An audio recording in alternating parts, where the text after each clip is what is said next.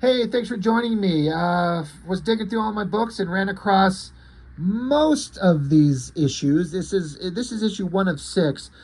I think I've got them all but one. I'm pretty sure I've got them all somewhere, but for some reason one of them's missing. But I figured we'd look at just issue one of Hulk Gray by Jeph Loeb and Tim Sale. These two teamed up for a long time and did a bunch of different stuff. They did the Batman, The Long Halloween. My brother on his channel recently looked at some of that. I think it was just one issue.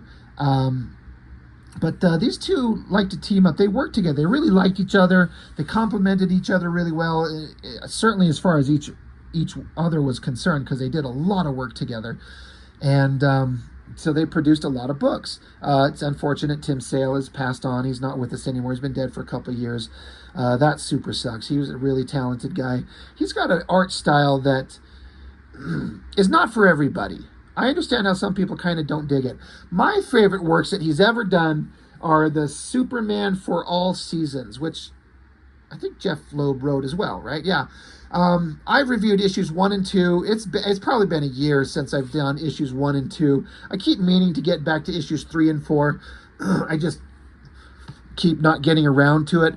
But my favorite thing that Tim Sale has ever drawn is that Superman for All Seasons. But Jeph Loeb and Tim Sale from Marvel did these, they call them like the Color series. There was a Daredevil Yellow, which was when Daredevil was first introduced. His first outfit was like mostly yellow. It wasn't like the red uniform that we're used to. There was a Spider-Man series. I think it was, is it Spider-Man? God, I haven't seen it for so long. I didn't do any research before I started recording. Is it Spider-Man Blue or is it Spider-Man Red? I want to say it's blue.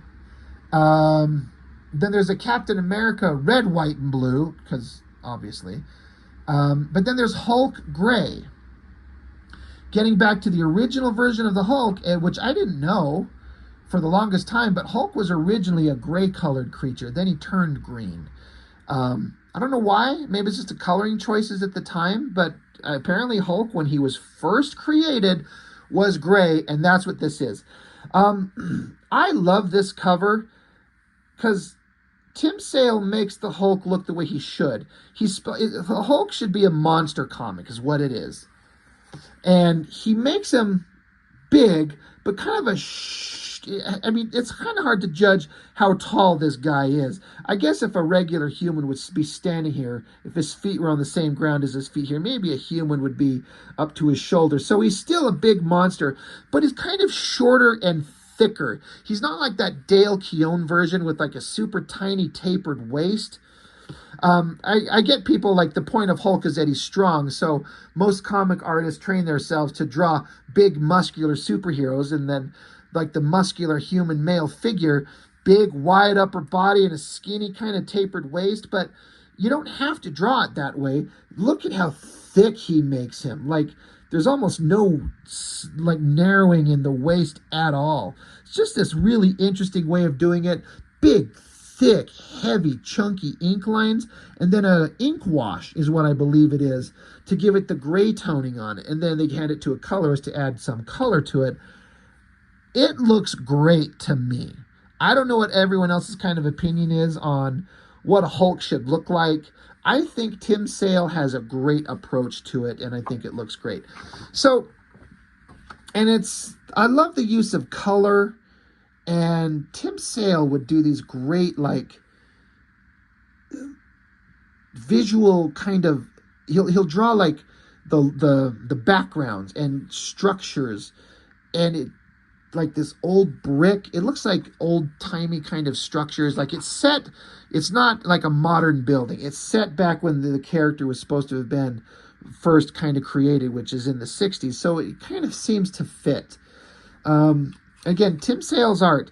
I know he's not for everybody. He's got a really interesting, it's like a combination of a heavily shadowed kind of Frank Miller Sin City vibe, sort of. There's kind of a Mike Mignola vibe in there too. There's also like a Bruce Timm cartoony style to it as well. It's such a weird look. Like if we flip it open, like this is the opposite of a heavily rendered cross-hatched figure. It's very basic shapes, but it works. The storytelling is clear, which is what I like. But you've got Bruce Banner here. There's some inner monologue and a conversation. He's with Doc Samson, who's I don't know much about the character except that he, in addition to being a super powerful kind of fighter, warrior, superhero guy, he's also a psychiatrist, a therapist. So they're having a conversation back and forth. So Bruce Banner hits up Doc Samson and is like, I don't know why I called you up and maybe I shouldn't have done it. And Samson's like, I'm always here for you. And Bruce Banner's like, I don't know, maybe I just wanted someone to talk to or some place to get out of the rain. And Samson's like, pardon my French, but he says merde, French for shit, I believe. But that's the biggest pile of shit I've heard all day. You didn't leap halfway across the country to get out of the rain.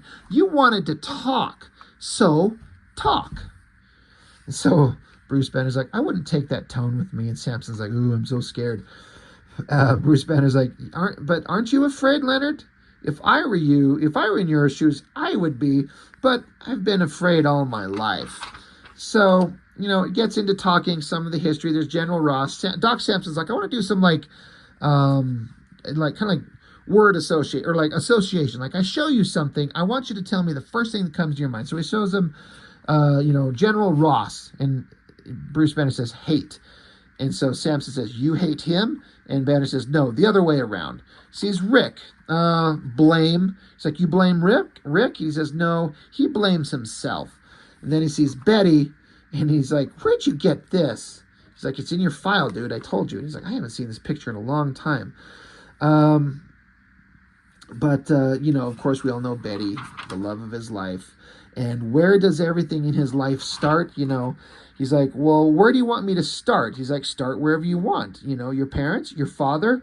And he's like, we've done that to death, but if you want to lay it out in the beginning, it always begins with the gamma bomb. So there's that explosion that irradiated Bruce Banner, changing his life forever. Green, of course, because he went out there to save Rick. That's the blame that they were talking about. But he gets irradiated, and the text says, you've ever had one of those nightmares, Leonard, where you're terrified and try to call for help and nothing comes out?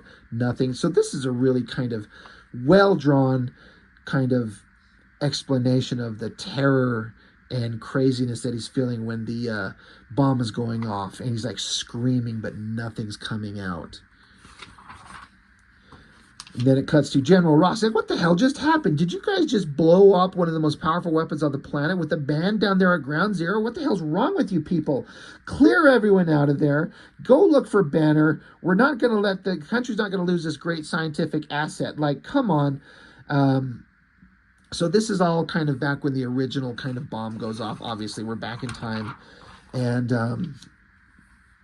so Ross and Betty, they don't get along very well. There's kind of some contention going on between them, which is kind of how the characters work. They're just kind of going over that story point. And then at some point, Bruce Banner, he gets away somewhere with Rick, and he's getting a doctor to look at him, and he's like, I shouldn't be alive. That whole thing that just happened. But it's just kind of getting into kind of a lot of human moments of the original creation of the Hulk.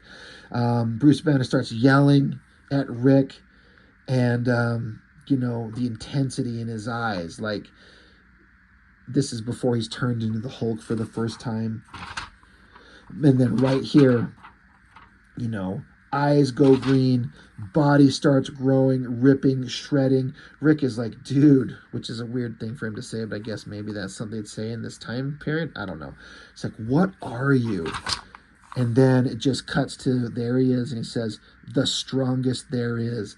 I love this drawing, but I also don't like the intensity. The green skin parts of him are kind of faded out, washed out a little bit. Just the cloth pants of him is, not washed out and kind of faded, but the Hulk part is.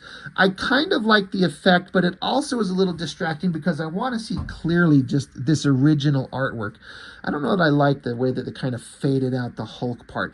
But again, it's kind of like a Jekyll and Hyde kind of thing in a way. The Hulk comes out and this monstrous creature, he's not Tim Sale doesn't draw him to look attractive. He draws him to look monstrous. And a lot of people like to draw the Hulk as this big, like monstrously strong, big creature, but also kind of dynamic and heroic.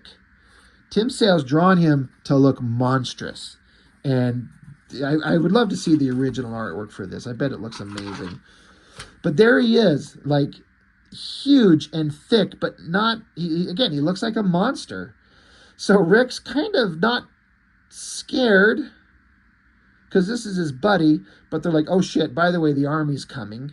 So Hulk's like, army bad, go away. So monstrous looking Hulk rips a hole through the wall. And then he just leaps off into the sky, slams down on the ground. I love that shot of the Hulk. That looks awesome. Slams down on the ground hard, cracking the ground.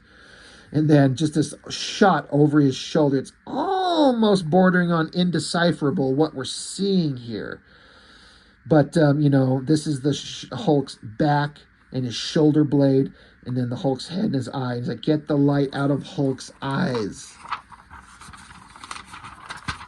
And then this crazy awesome double page spread of a Jeep just plowing into the Hulk. Smashing it, sending the humans flying. He says, Hulk smash. Just by standing there. They run the Jeep into him. Like Hulk didn't attack them. They just plowed into him. But now they open fire on him. Bullets are just bouncing off his skin. He crushes the gun, throws a human off to the side, and he says, stop, leave, Hulk. And the human's just like, oh, please, don't, And then he says, alone. And the guy's like, please, I've got a wife. And then a soldier, like, points a bazooka at the back of Hulk's head. Now, it's like, I get what they're visually going for, but that is not how bazookas work. You don't take a bazooka and put it right up against a basically impenetrable wall. Even if this was a human being that could be killed, if you fire a bazooka from that closer range, you die too. So I don't know if these are like comic artists who don't understand how military weapons work, or if they're trying to imply that the humans are stupid fucking idiots. Like, no soldier would put a bazooka up to the back of anything, even just a regular human being. You put it that close. You put it 2 inches from their face and pull the trigger. Yeah, you'll kill the guy, but you die too, because the explosive ordnance in that thing blows up and kills you all. It's like a minor thing. I just wonder if this is one of those things where it's like, these are comic artists who don't know anything. So they're like, put a bazooka up to the back of his head, because they want to have a big weapon. Like an M16 gun, well, that hasn't worked, so now they got to have a bazooka. Anyway, I'm perseverating on this moment that doesn't need to have any more thought spent on it. But Hulk just smacks the guy away. Explosion. Hulk's in fire. He's like, leave Hulk alone. He leaps up into the sky. He's gone. And now General Ross is like, he's some kind of monster. What the hell? What's going on? Betty's worried about Bruce. Is he alive? And Ross is like, I wouldn't expect him to be alive. Don't hold your breath for that one. And then meanwhile, Hulk's standing off in the distance, and I guess they're implying that he's watching her, because there's like this shadowy shaped silhouette. I guess it's supposed to be the shadow of the Hulk. He's watching. And the text says, I remember this part, Leonard, as if it were yesterday. It was the first time I could feel the Hulk was part of me, not a separate thing that I turned into or became. At that exact moment, the Hulk and we had the exact same thought. And it's Betty. And then you get a close-up on his eyes, and they don't look monstrous. They almost look sad and human and emotional. And both of them together are like thinking of Betty. Hulk loves Betty. Bruce loves Betty. These two different creatures are having the same feeling for her, and you can see it in his eyes. And that's the end of issue 1. So, I kind of blasted through that one pretty quick. I wasn't getting into a lot of the conversational stuff in the text that's going on with Bruce Banner's thoughts, but we all kind of know the story. So issue 1 of Hulk Gray, I collected the whole thing. It was enough to keep me interested. I liked Tim Sale's artwork enough. I was into Jeph Loeb's writing. He's written some stuff that I like. Some people kind of shit on him a little bit for some of the stuff he's written, myself included. He did that God awful Ultimates Volume 3 that Joe Mad drew. and looked terrible because of the coloring over the pencils. I did the whole series. So that's something that Jeph Loeb wrote, and he made some choices in that series that are like, what the hell is this guy writing? It's unbelievably stupid. But he does write stuff that's good. The Batman Long Halloween stuff is good. It's been years and years and years since I read the Daredevil Yellow, but I do remember liking it a lot. I liked the Hulk Gray. The Spider-Man, I think it's blue. I collected it. I don't remember being quite as attached to that one as some of these others. But it's all kind of good stuff. You know, I think Jeph Loeb can write good stuff, and I think Hulk Gray starts out good, and I remember liking the rest of the series. So anyway, that's all I've got for now. We'll get into the rest of these at some other point, but just want to look at the first issue. Hulk Gray, good stuff, interesting stuff. That's all I've got for now. Thanks for watching. I'll see you on the next one.